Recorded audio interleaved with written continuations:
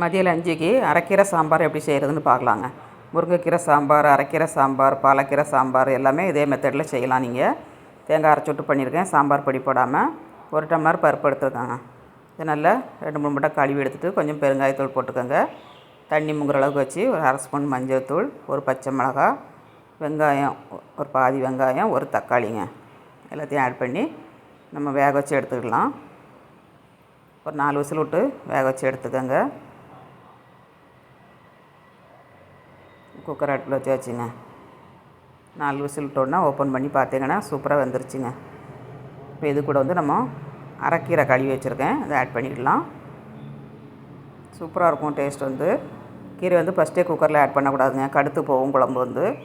அதனால் பருப்பை வேக வச்சுட்டு நம்ம கீரையை போட்டு ஒரு 2 நிமிஷம் வேக விட்டால் போகிறோம். கீரை சீக்கிரமாக வெந்துடும்.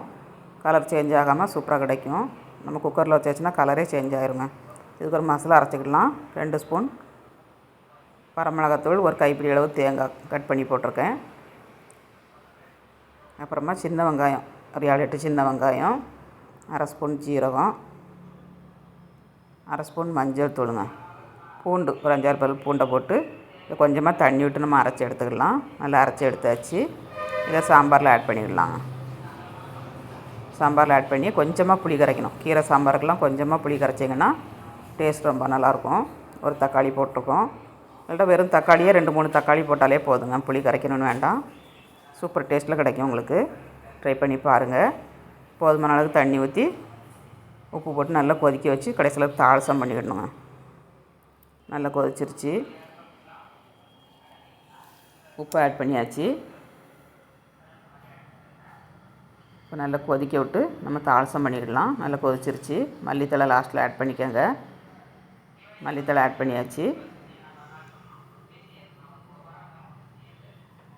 அருமையான சுவையில் கீரை சாம்பார் ரெடிங்க. இப்போ தாளசம் பண்ணியாச்சு. கடுகு, சின்ன வெங்காயம், கருவேப்பிலை எல்லாம் விட்டு தாளசம் பண்ணியிருக்கேன். வெங்காயம் நல்லா வெந்ததுக்கப்புறம் நம்ம ஊற்றினோன்னா அந்த குழம்பு நல்ல மணமாக இருக்கும்.